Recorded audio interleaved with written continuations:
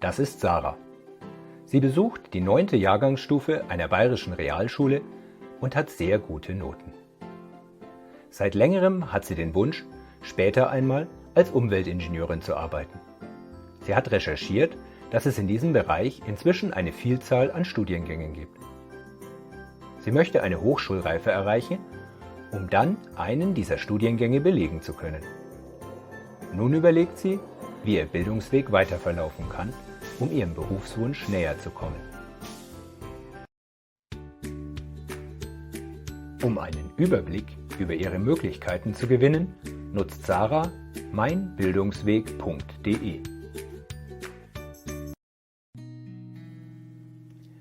Sarah startet ihre Bildungswegplanung.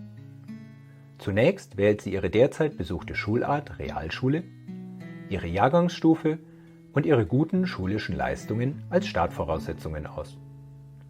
Daran anschließend klickt die Schülerin auf Basis ihres Berufswunsches ihr angestrebtes Ziel an, den Erwerb der Hochschulreife. Bereits jetzt erhält sie eine Information über die vielfältigen Möglichkeiten, eine Hochschulreife im bayerischen Schulsystem zu erlangen. Es werden ihr dabei auch Kurzinformationen über die zugehörigen Schularten angezeigt. Dabei werden sowohl die Möglichkeiten ohne als auch mit vorangegangener Berufsausbildung aufgelistet. Sarah interessiert sich für den Erwerb der allgemeinen Hochschulreife, da sie sich noch nicht sicher ist, ob sie an einer Universität oder Hochschule für angewandte Wissenschaften studieren möchte. In ihrem ersten Durchlauf des Bildungswegplaners informiert sich Sarah, ob es für sie noch eine Möglichkeit gibt, die allgemeine Hochschulreife am Gymnasium zu erwerben. Nach der Eingabe von Startpunkt und angestrebtem Abschluss startet Sarah die Anwendung. Ihr Startpunkt wird der Schülerin am unteren Ende der Seite angezeigt. Erreichte Abschlüsse wie an dieser Stelle der erfolgreiche Abschluss der Mittelschule werden direkt in den individuellen Bildungsweg integriert. Sarah werden nun mögliche nächste Schritte in der Reihenfolge angeboten, wie sie erfahrene Beratungslehrkräfte für am besten geeignet, bezogen auf die Voraussetzungen und das Berufsziel, erachten. Dabei wird unter den Übertrittsbedingungen berücksichtigt, ob zum Beispiel Profilfächer oder Fremdsprachen nachgelernt werden müssen. Sarah kann sich über die Info-Buttons zusätzliche Informationen, zum Beispiel zu erzielten Abschlüssen in den Jahrgangsstufen, anzeigen lassen. Auf der Basis dieser Informationen entscheidet sich Sarah für den Vorschlag, den die Beratungslehrkräfte für ihren Bildungsweg am geeignetsten einstufen. Sie besucht nach der 9. Klasse der Realschule auch die 10. Jahrgangsstufe dieser Schulart. Damit erreicht sie den Realschulabschluss, einen mittleren Schulabschluss. Danach werden ihr die Optionen eines Übertritts ans Gymnasium aufgezeigt, damit sie ihr Ziel, die allgemeine Hochschulreife am Gymnasium zu erwerben, weiter verfolgen kann.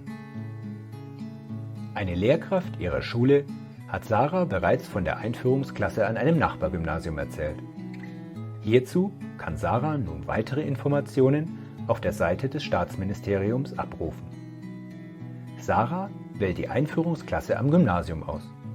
Mit deren erfolgreichem Abschluss würde der Erhalt der Oberstufenreife des Gymnasiums einhergehen. Damit könnte Sarah in die 11. Klasse des Gymnasiums eintreten. Gleichzeitig wird die Schülerin auch darüber informiert, dass es zu diesem Zeitpunkt weitere Möglichkeiten gibt, zum Beispiel den Besuch einer Fachoberschule.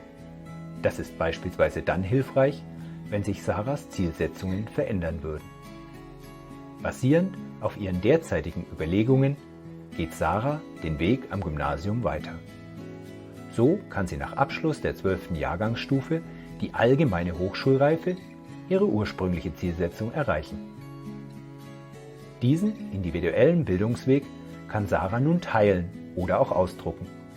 So kann sie zum Beispiel ihre Eltern über ihre Pläne und Möglichkeiten informieren oder den Bildungsweg als Gesprächsgrundlage für einen Termin bei der Beratungslehrkraft nutzen. Außerdem kann sie den Bildungswegplaner neu starten und sich so zum Beispiel über einen alternativen Weg über die Fachoberschule informieren. Die Bandbreite der Informationen, die der Bildungswegplaner liefert, ist groß. Sarahs Fragestellungen zeigen dies exemplarisch. Genauso können mit dem Bildungswegplaner Informationen zu Übertrittsfragen oder einem Schulwechsel, aber auch zu den Möglichkeiten des Erreichens neuer Abschlüsse gesammelt werden. So erhält man einen Überblick über individuelle Möglichkeiten und Chancen. Zur Klärung der sich anschließenden Fragestellungen stehen dann zum Beispiel die Beratungslehrkräfte an den Schulen oder an den staatlichen Schulberatungsstellen zur Verfügung.